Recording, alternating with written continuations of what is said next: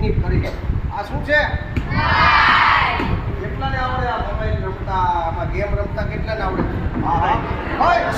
આમાં યુટ્યુબ ખોલતા આવડે? પછી આમાં વેબસાઇટ ખોલીને આપણે સર્ચ કરતા આવડે? આ મોબાઈલ સારો કે ખરાબ?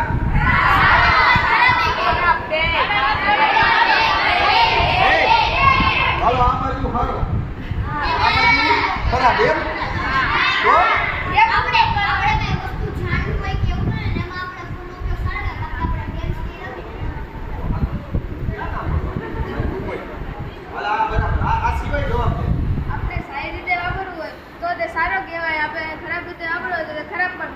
આ સિવાય કોઈને જવાબ આપવો જ પડે. બોલ છું બધું. એક સિક્કાની જેમ બે બાજુ હોય છે તેવી જ રીતે મોબાઈલમાં પણ બે વસ્તુ કરી શકાય છે. તેના દ્વારા આપણે નવું જાણી શકીએ છીએ, પછી સંશોધન કરી શકીએ છીએ અને તેનામાં આપણે ગેમ રમી આપણો મગજ પણ ખરાબ કરી શકીએ છીએ અને આંખો પણ ખરાબ કરી શકીએ. સરસ જવાબ આપ્યો. હાલો તાલી વગાડો. તાલસી ને સરસ.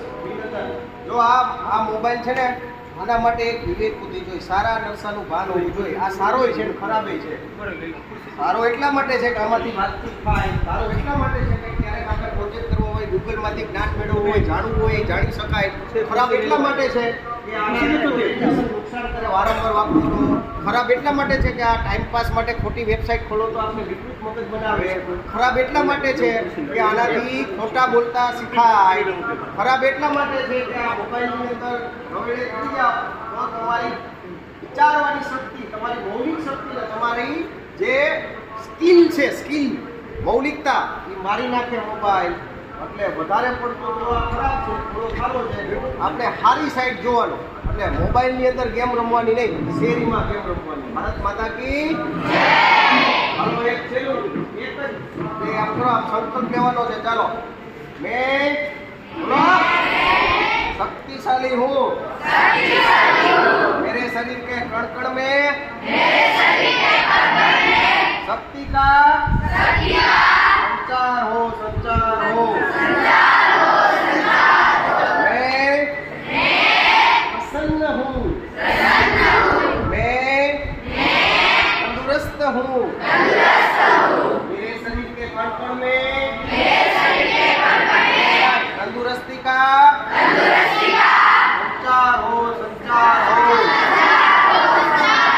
मैं चारित्रवान हूँ, मेरे शरीर के कण कण में चरित्रता का संचार हो, संचार हो। मैं व्यसन मुक्त हूँ, मेरे शरीर के कण कण में व्यसन मुक्ति का संचार हो, संचार हो। मैं